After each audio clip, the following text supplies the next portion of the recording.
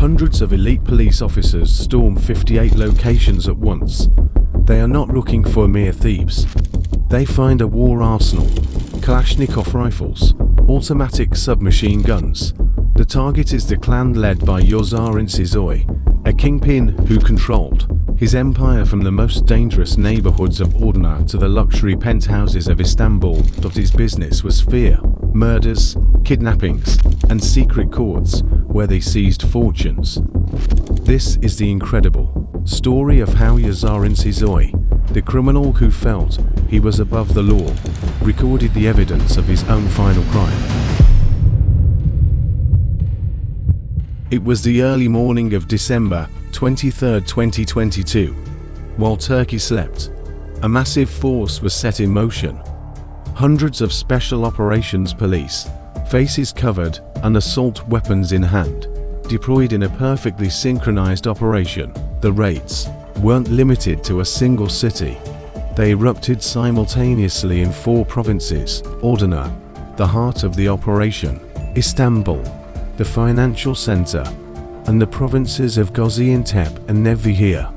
The network even stretched beyond Turkey's borders to the Turkish Republic of Northern Cyprus, a known Mediterranean haven. The target was a criminal organization that had sown terror in Turkey's southern region. They called themselves the Devesela, which translates to the camel drivers, but they were not simple criminals.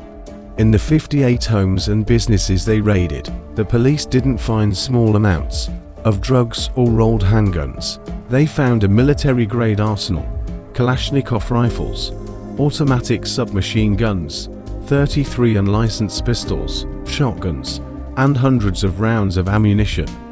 It was the equipment of a small private army.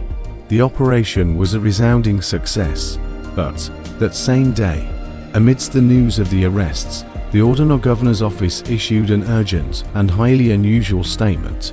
The message was blunt.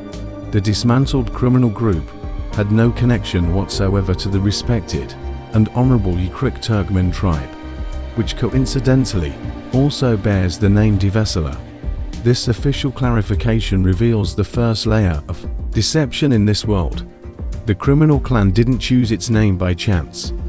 They usurped the identity of a historic and respected tribe as a calculated strategy. In a region like Adana, where clan ties and tribal loyalty are powerful social currency, an honorable name provides a cloak of legitimacy and a false sense of local pride. It's a form of social engineering, camouflaging in plain sight, using culture as a shield. The government had to intervene to prevent the line between cultural identity and organized crime from being completely blurred in the public's mind. The story of the Devesela was beginning to show that, in the Turkish underworld, even a name can be a weapon. ***, every organization needs a leader. The Devesela had two: Kumali İncesoy, the patriarch, and his son, Yaşar İncesoy. Their leadership structure wasn't that of a street gang, but of a family business, where power, contacts, and criminal capital are inherited from one generation to the next. The capture of both demonstrated the sophistication of their empire. Kumali, the father, wasn't found in Adana. He was located and arrested in northern Cyprus, an island that for decades has served as a tax haven, a money laundering hub, and a safe refuge for Turkish Mafia bosses fleeing justice. He was put on a plane and returned to Adana under heavy guard. Meanwhile, his son and heir, Yasar, was arrested hundreds of miles away in a luxurious residence in Istanbul. This showed that the Devesela had transcended their local base. They were no longer just an Adana problem. They were a national network with international reach. This family leadership model is the cornerstone of the Turkish Mafia. It's not simple nepotism. It's a strategy that guarantees two things crucial for survival in the world of crime: absolute loyalty and a seamless succession of power. Research into criminal networks in Adana reveals that the transfer of family criminal capital are the key factor. Knowledge, contacts, and the business are passed down from father to son. This allows for direct training and mentorship, and ensures the empire continues even if the leader is captured or killed. The Incesoy clan, with Kumali as the experienced mastermind and Yasar as the modern enforcer, was the perfect embodiment of this corporate family model. Their blood tie was their strongest contract. The list of crimes attributed to the Devesela is a catalogue of brutality. They weren't accused of petty offences, but of acts that define a mafia organization. The police linked them to at least 5 premeditated murders, large-scale robberies, described as looting, kidnappings and extortion, deprivation of liberty, and violent assaults.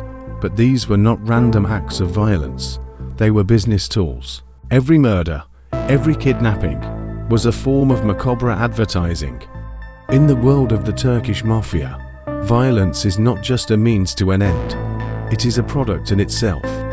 These organizations function as an industry that produces, promotes, and sells private protection. They don't just exploit existing fear in society, they actively manufacture it. They generate such a high level of insecurity and uncertainty that people and businesses feel they have no choice but to pay for their protection. Protection, of course, from the very mafia that threatens them. This logic leads to one of the most sinister practices of these groups, supplanting the state. Organizations like the Devesela often establish their own parallel courts. In these clandestine tribunals, they resolve disputes, dispense justice, and punish their victims. The punishments almost always involve the confiscation of property. Through threats, violence, and blackmail, they force their victims to transfer their cars, their houses, or their land to them. They don't just violate the laws of the state. They try to become the state, usurping its most basic function, the administration of justice. For them, chaos is not an obstacle. It's a market they create and control themselves. Why Ordina? What is it about this southern Turkish city that has turned it into a breeding ground for such violent criminal clans? The answer lies in a toxic mix of socio-economic factors and a very particular social structure. Ordina is a city with a high unemployment rate, a constant influx of migrant workers, and densely populated neighborhoods where social tensions are always simmering. Studies on crime in Turkey have shown that these factors, unemployment, poverty, inequality, and migration, have a statistically significant effect on increasing crime rates. But the most decisive factor in Ordina is the culture of the Asaret, the Turkish word for clan or tribe. In many rural areas and disadvantaged neighborhoods of the region, loyalty to the clan often surpasses loyalty to the state. The honor of the family and the power of the clan are the principles that govern life. Disputes, which can start over something as trivial as an argument in a bakery, can quickly escalate into full-blown pitched battles between clans, with hundreds of people fighting in the streets with sticks, knives, and firearms. These are not simple brawls. They are struggles for power, territory, and economic resources. The Devesela are not an isolated case. To understand Ordina's criminal ecosystem, one must look at other clans, like the notorious Konawa Sireti. This group, known for drug trafficking, robbery, and extortion, operates in specific neighborhoods that have become so dangerous that the police have had to establish permanent checkpoints, monitoring who comes and goes 24 hours a day. Herein lies a profound paradox.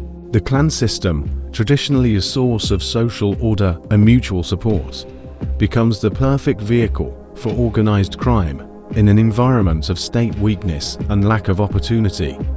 Criminal leaders like the Incesoys exploit these pre-existing networks for recruitment, enforcement of loyalty, and as a shield against the police. The clan provides them with a ready-made hierarchy and a base of loyal soldiers. Therefore, organized crime in Ordina does not thrive in spite of the clan structure, but through it. The very social cohesion that should protect the community is perverted to destroy it from within. The case of the Devesseler is a window into a much larger phenomenon, the Turkish Mafia.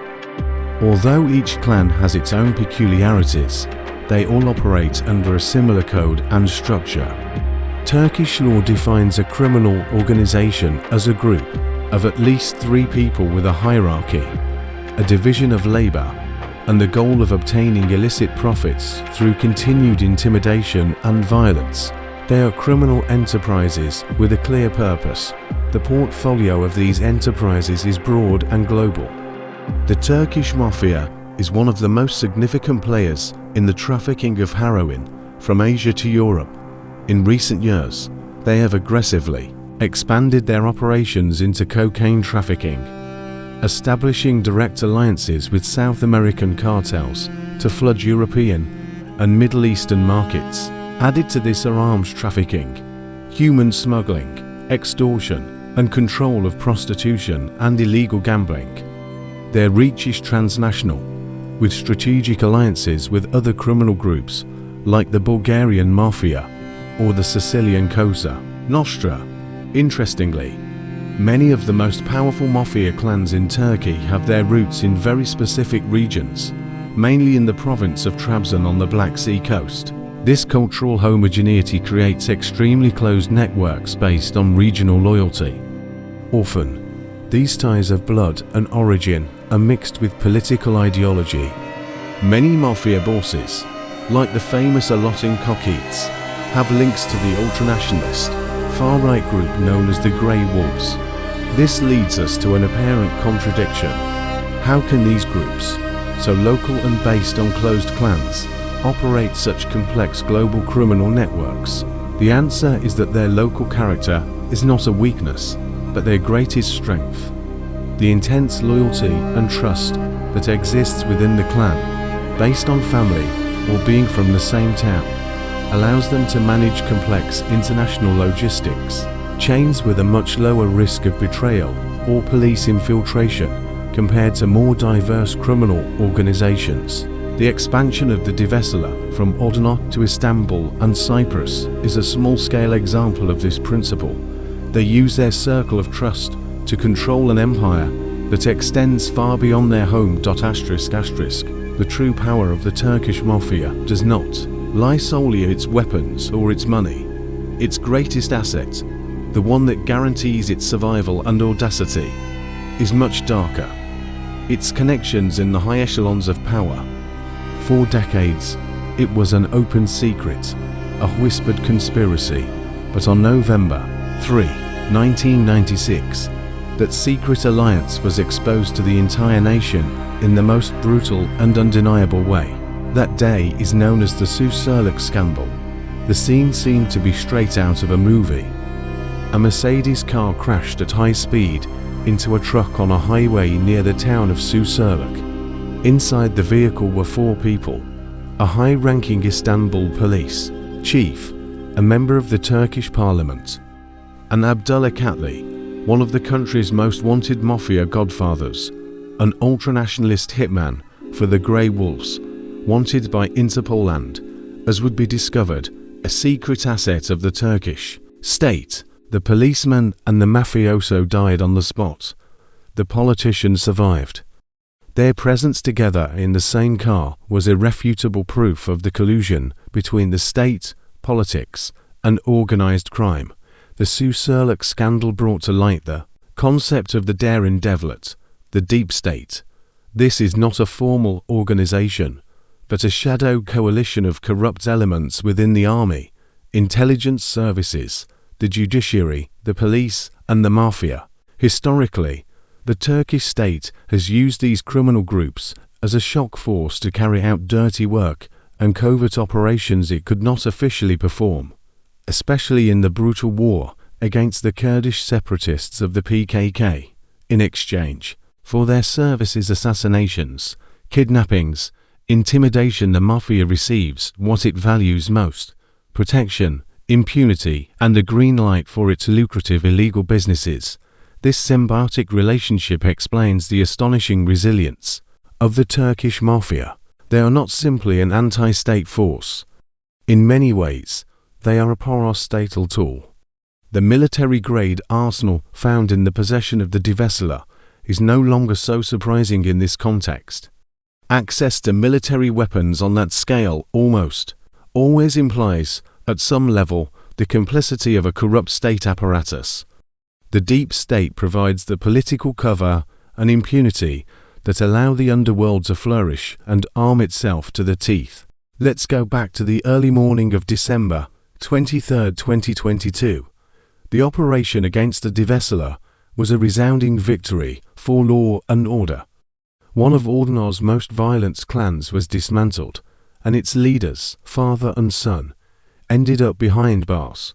But is this the end of the story? The history of organized crime in Turkey suggests it is not. The fall of a powerful clan often simply creates a power vacuum. A vacuum that other clans, equally or more ruthless, rush to fill, unleashing new waves of violence in the struggle for control of territory and illegal businesses. The war on the Mafia is a never-ending battle as long as the roots of the problem remain intact. On one hand, the socio-economic conditions in places like Ordenar, which act as incubators of desperation and crime, where young people see more of a future in a gang than in a legal job. And on the other hand, and much more importantly, as long as the structures of the deep state persist, which, in the shadows, offer protection and impunity to these groups in exchange for their services, when a clan like the Devesseler falls, society celebrates a victory for justice. But if the system that created, armed, and protected them for years remains intact, a disturbing question must be asked. Are we really cutting off the serpent's head, or are we just watching a new one grow in its place?